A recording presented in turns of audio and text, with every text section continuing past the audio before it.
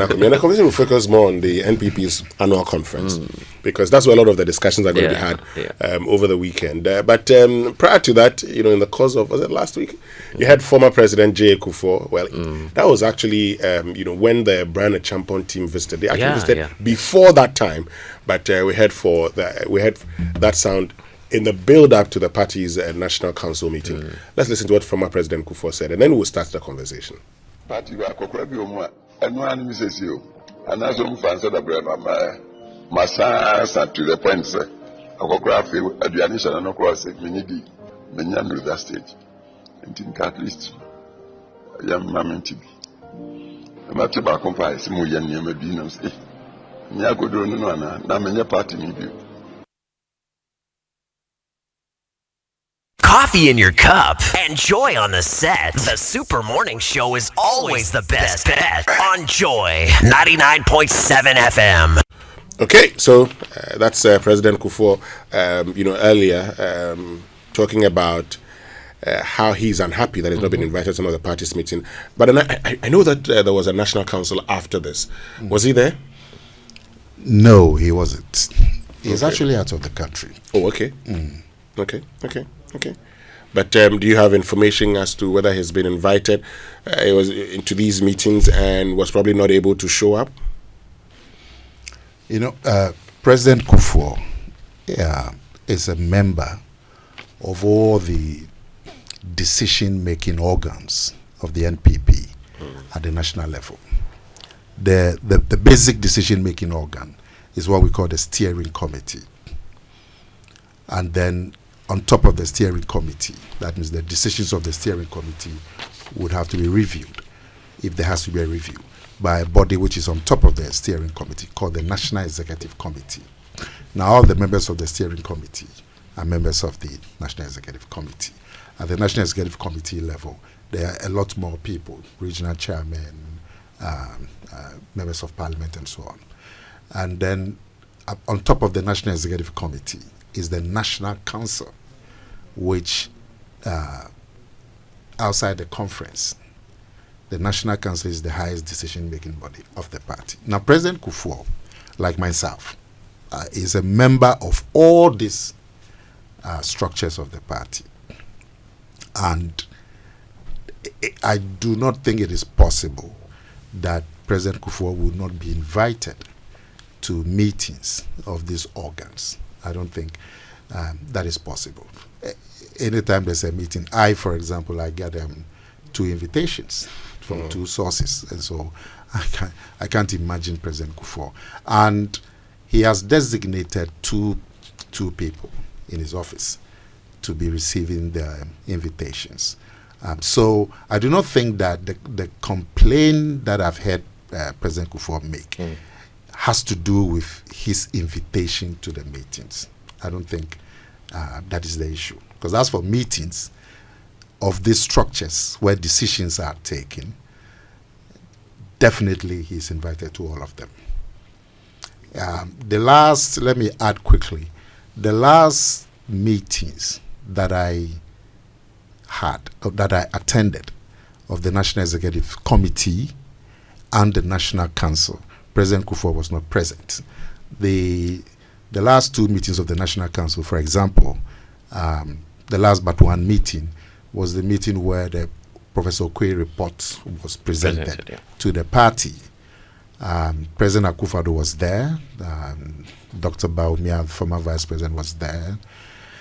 But President Kuffour was not present at that meeting where the Okoye Committee's report was presented.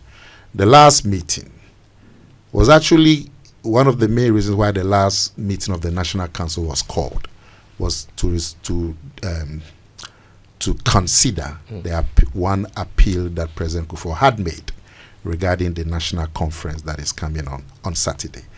And at that meeting too, which took place just this Monday, President Kuffour was not present. But clearly, definitely, the invitations would have been sent to his office. So I do not think his comment has to do with non-invitation to meetings to take decisions. What was that proposal? Which one? The one that you sat on Monday. You said it was based on a proposal. Yeah.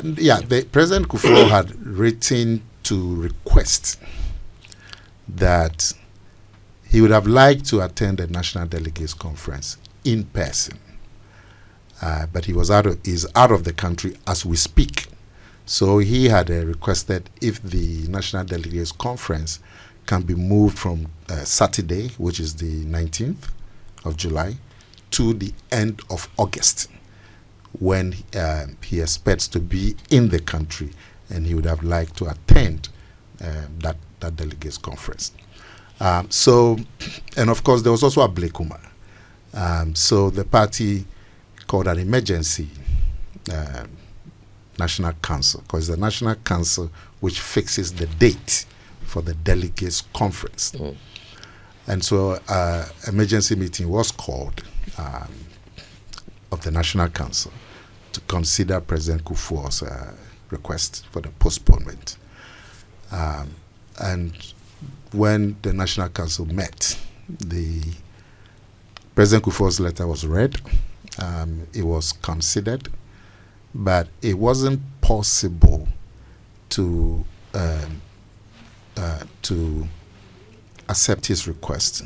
Why? Simply because of logistical issues. The request came in a bit late. All the arrangements have been made for the delegates conference. We are looking at 6,000 people, party people from across the country coming to Accra. The planning processes have been completed. The venue had been secured at the University of Ghana's Sports Stadium. Accommodations have been secured at UPSA, Valley View University, Anakazo. Anakazo is a church. Yes, at Mampong. At Mampong. We couldn't secure accommodation at Legon, but accommodation had been secured.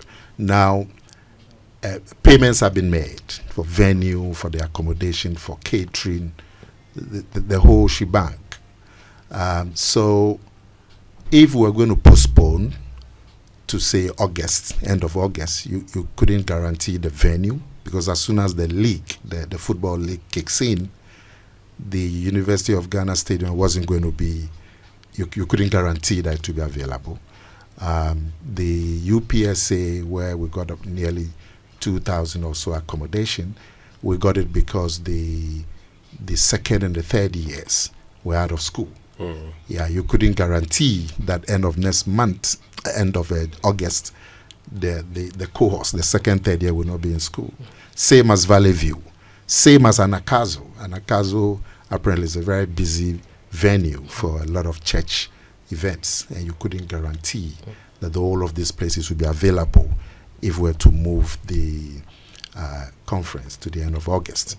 So basically, it was just logistical issues. If the request had come in a bit earlier, because the planning committee had been set up, and Joe Weiss, I'm calling him Joe Weiss because he himself likes to be called so, but Joe Weiss. Joe Weiss. A planning committee had been set up under Joe Weiss. They had been working for 2-3 weeks before the request came in. So it was unfortunate that because of the logistical issues, the National Council could not accept. But they are going to do a Zoom hookup. In fact, President Kuffour is also out of the country, and he would also like to send a goodwill message. So there's going to be a hookup through Zoom for the two personalities. But so Nana, indicating to us that you've set up a committee to engage President Kuffour on his concerns. That includes Katie Hammond and Natoshe and the others. Have they brought you feedback on what he thinks about the decision? Yes. So I had mentioned earlier that President Kuffour's issue could not be about attendance at meetings, because he definitely will be invited to the meetings, the decision-making structures of the party.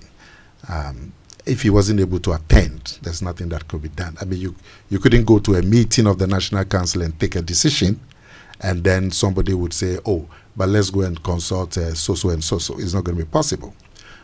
So his issue would not have to do with attendance at meetings or invitation to attend meetings. What I gather is that he made specific references. He made references to the Okwe Committee, for example, which was set up to look into the significant causes of the party's defeat last year. And the Okwe Committee did a lot of consultations, a lot of meetings, and they met President Kuffour. And they had a long session with him about what he also thought and what changes he would suggest and so on. And they met a lot of other people.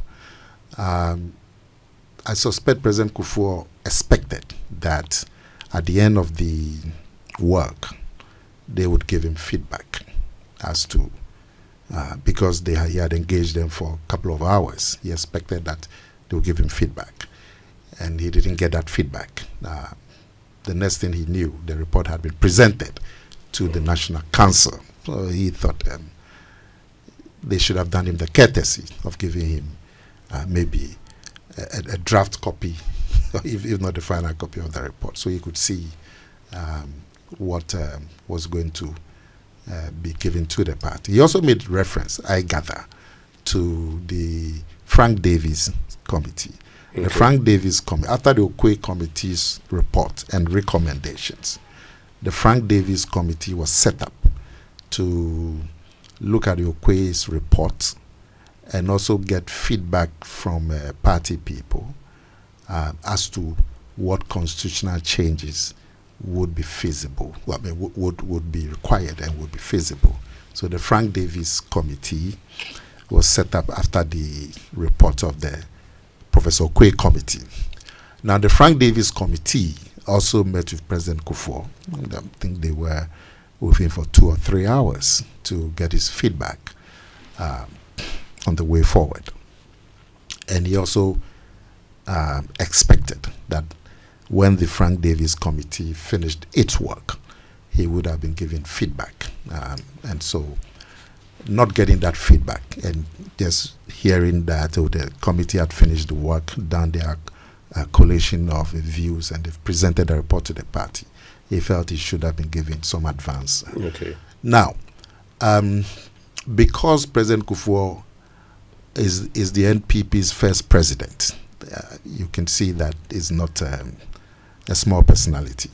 So the National Committee, the National Council, decided to appoint a 5-member group to engage with President Kuffour on his issues and to see what accommodation can be made. Because, like I said, I gather that President Kuffour made 2 references to the Okwe committees and to the Frank Davies Committee. So to see what kind of arrangements can be made in terms of those specifics. Now, the extent that the committee was set up, in fact, the committee was actually prepared to go to London to engage him. But I understand that they've been doing some online engagement with him. Okay. The committee was set up on Monday, right, and I suspect they had some online engagements with him.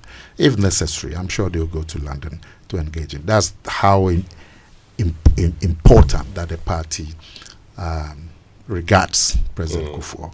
Okay. So that's the situation as we speak. Okay, so let's get into the conference now. But before we get into the conference, we need to go for a quick break. When we come back, because talking about the amendments, there are concerns about, what looks like when it comes to election of Flagbearer, done deal, but there isn't a clear path when it comes to the reorganization at the polling station level.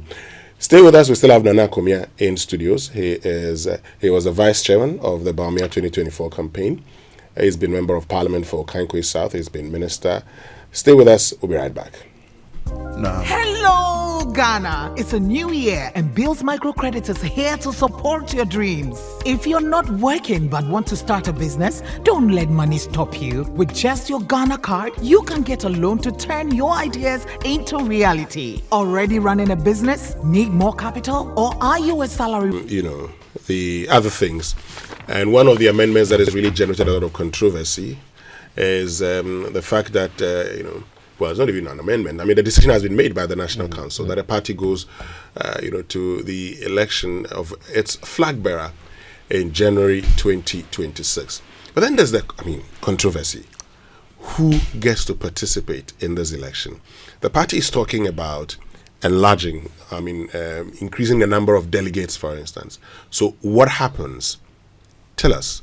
You see, okay, before I get to who is likely, who would be voting for the flag bearer, let me get into why the party decided on the flag bearer elections in January 2026.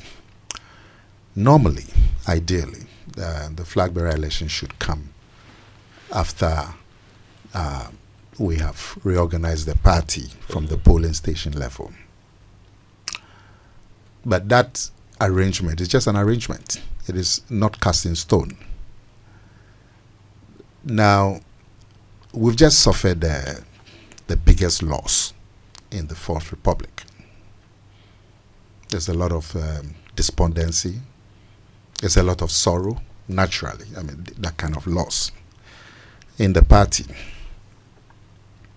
So in this situation, you would expect that the party would close ranks, come together, get over console ourselves, get over the mourning period, and close ranks. Unfortunately, what happened was that flag bearership jostling took center stage, or has taken center stage. And so, for a party that has suffered this loss in elections and needed time to heal and recover and consolidate, you rather have the extraordinary development where flag bearer jostling has brought in division, rancor, accusations, counter accusations,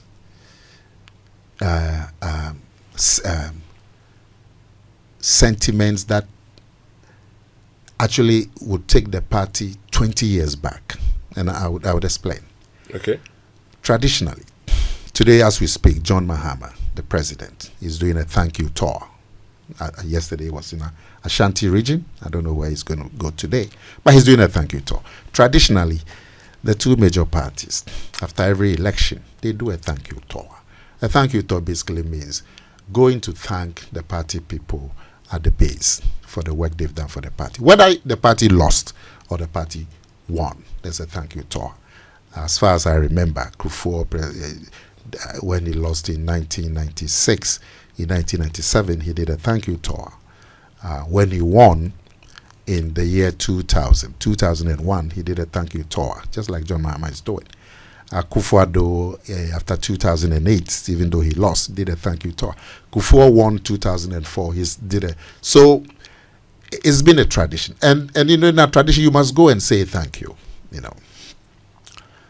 This year, the thank you tour delayed a little bit because the party said, let's wait for the Okwe's report. And the Okwe committee was going around the country to meet with party people to get their views as to why we lost. So let's get that feedback first before we go into the country to meet the party people. So it delayed the thank you tour. Now, when the Okwe report was presented at the National Council, it was decided that, and actually Baumia was very keen on that decision, that instead of the flag bearer going to do a thank you tour with his own team, plus some members of the executive. Where we were in the party, because we're going to ask people to close ranks, to unite, to come together. Let's demonstrate it by including in the thank you tour the people who contested Dr. Bawumia. And so you are not just saying unity, you're actually demonstrating that the people at the top are united. So that decision was taken. And is the first time that this is going to happen. I mean, Kuffour never went on a thank you tour with Eduboahini, his main contender, or I didn't see Kuffour do a thank you tour with Alan Chermanti and the main contender. They went on their own thank you tour with their own team and some members of the executive. But we decided that because of the exigency, let's include everybody. Unfortunately, such an otherwise noble endeavor was almost derailed because of Flagbearer jostling. And you know what happened. And it was almost a natural thing. Look, if you have after the invitation, Kennedy Ajipon took it up, and I congratulate him for that. And later on, the thank you tour was joined by one or two other Flagbearer aspirants. I remember Kojo Poku joined at some stage. But you see, so you're on a thank you tour. You have Bawumia sitting here, and next to him is Kennedy Ajipon. The chairman of the party is present, the general secretary is present, and so on, other executives. So Bawumia is introduced. He is hailed by the party people, the delegates. We started at Takrady. I think we went to your area, the Mpoho area too. So Bawumia is introduced. There's a lot of fanfare, party people, women coming to put their cloths on the usual thing when party people meet. If you are, I'm a follower, part of Ken Ajipon's team, I will feel upstaged. So at the next encounter, I'm also going to make sure that as people to come and cheer our man. And that's exactly what happened. Right from day one. That's exactly what happened. So we thought, well, maybe this is just over excitement. It will go away. But it wasn't going away. From Takrady, we went to... So let's come... because of our time, let's get to what you intend to do. So even the thank you tour was marred by Flagbearer jostling. You remember there was a near death in Bantama, at which point the party had to take a decision to just let go the traditional way of letting the flag. Look, even bail for a national chairman who had been given some humdious bail conditions. I'm talking of Wuntumi. There's a belief that Flagbearer jostling delayed Wuntumi's release because one Flagbearer had presented documents to secure the bail. The feeling is that that process was frustrated so that another Flagbearer could present his documents. And in that process, it delayed Wuntumi's bail by a day or two. Look, just this thing, Ablekuma. I mean, the NDC is the party in office. They definitely are going to put in a bit of resources to support their candidate in Ablekuma. Did you hear of any resources, money or anything that the NDC put in at Ablekuma? I didn't hear. But you heard the NPP. Yeah. Yes. Because Flagbearer rivalry. Even though the party had boycotted or indicated no contest. We can come to that if you like. But you heard about what the NPP was doing because of Flagbearer jostling. One Flagbearer goes to show some support to the candidate. His people are compelled to put it out to show that our man is there at the forefront. So what happens? Another flag bearer who's also done some support, his people also then feel compelled to put out his support. So then you have all over the place. This person has done this to the NPP candidate, another person. The NDC, you didn't hear anything. But because of flag bearer rivalry, this one does this, it puts it out there, another person also. So is the solution a top-bottom approach? And let me mention this quickly. This flag bearer jostling is leading to sentiments that is going to divide the party along religion and tribe. You've heard it. You've heard the statements that were made at Mampo and so on. The NPP has come a long way to show a brand of inclusivity. Our opponents have tried to brand us as a party of exclusion. We have fought against it. We have successfully shown that we are a national party and we are inclusive. Now you have rhetoric that is saying, we lost the elections because this religion don't like people from this other religion, and that's why we lost. We lost the elections because the people in this area don't like people from this area. You heard it plainly. I mean, now that kind of rhetoric out of flag bearer upmanship, you're not going to have that, tolerate that. So the National Council decided that after this loss,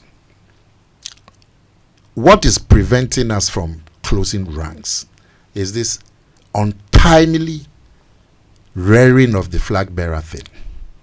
So let's deal with it quickly so that the party can have the peace and focus going forward.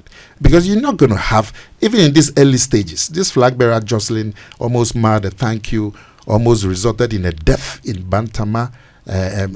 Bail matters is all over. So you're not going to have this continue for another 1 year. If you go to the conference right now, National Council has decided.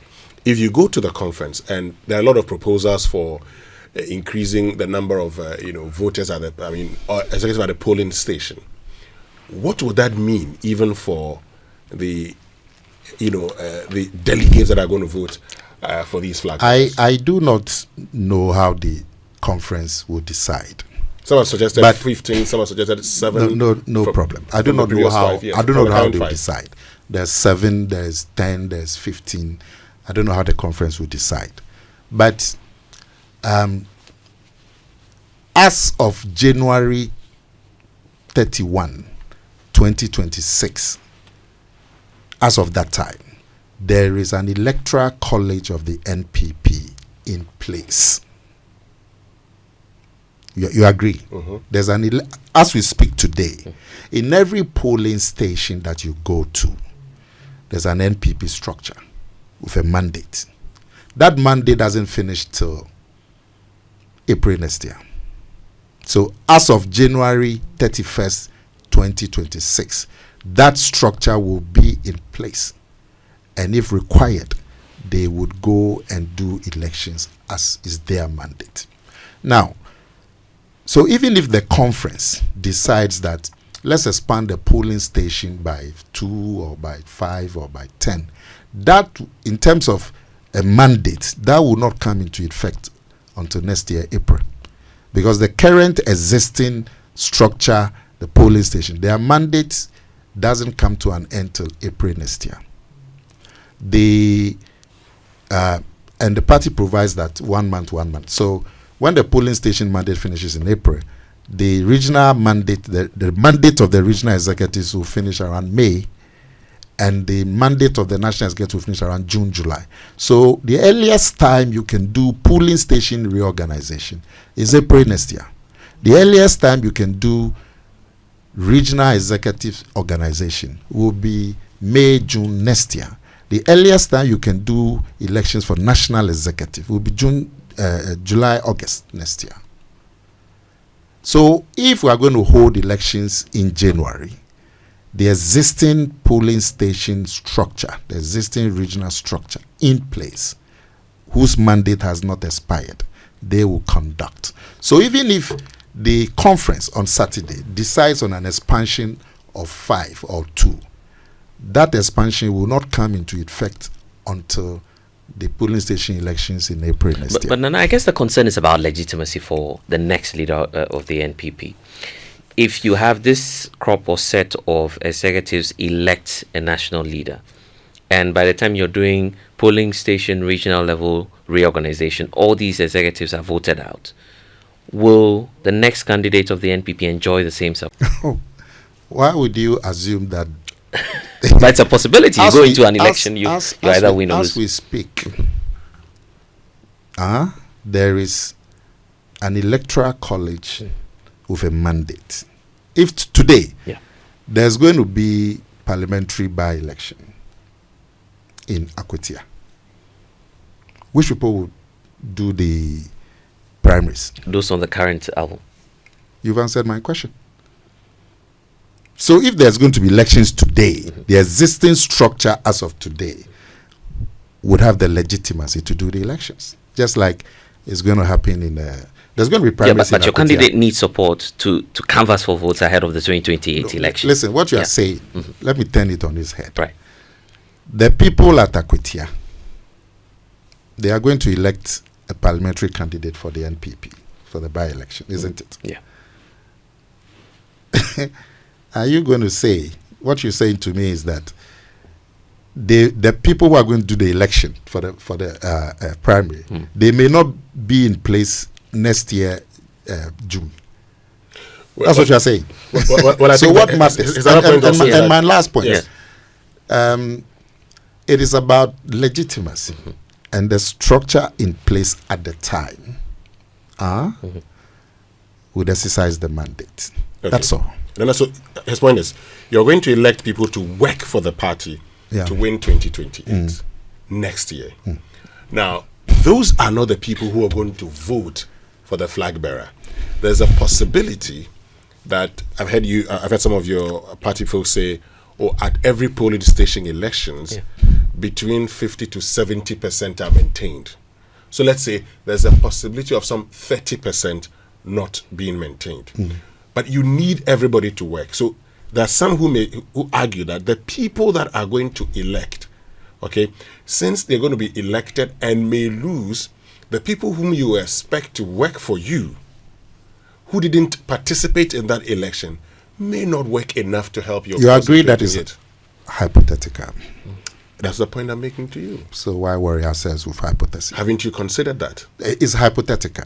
But that's a possibility. Yes, so, and there are other possibilities. Now, if you are going at all costs, some people won't show up. Yeah.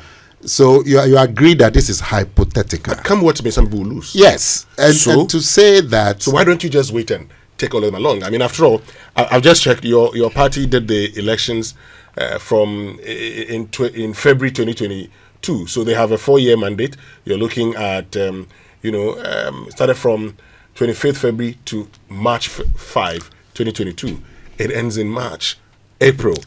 Only 3 months. I will be vehemently against waiting because of what is going on.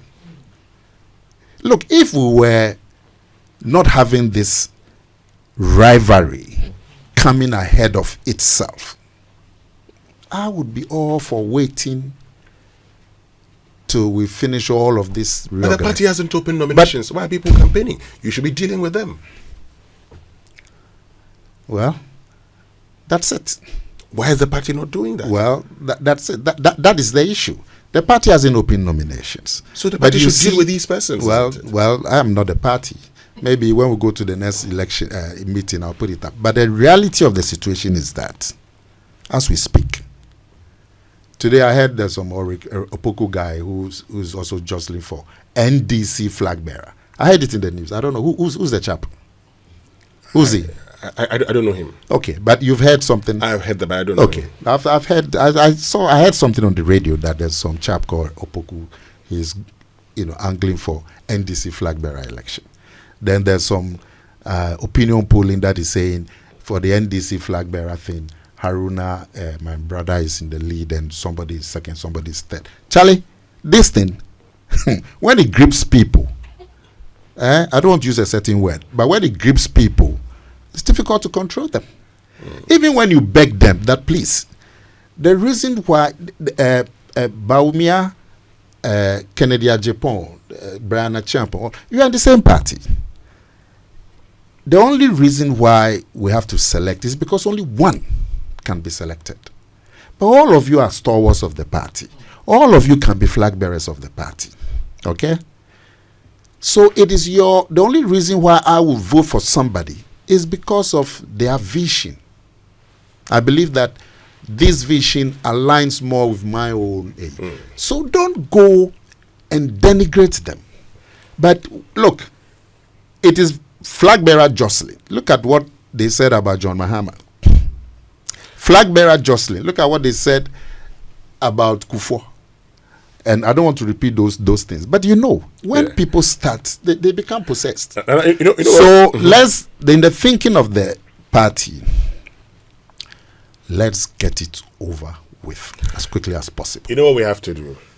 We have to meet after the conference. Yeah. Because we need to end this conversation. Let me give you an assurance. All of this, people say, hey. They say to favor one person. They say you've heard all those things. All those things are bogus. The person who actually brought this early flag bearer thing was Kwabena Japan. So if somebody comes and tells me to favor Baumia, I don't understand. But you see, after January 31st next year, you would see the peace and quiet that will come into the party as the party will proceed towards April, May to do the polling station, to do the region, to do the national. You will see. All right. Thank you very, very much, Nana Akomea. He was vice chairman of the Baumia 2024 campaign, and he's a volunteer now at the Baumia office.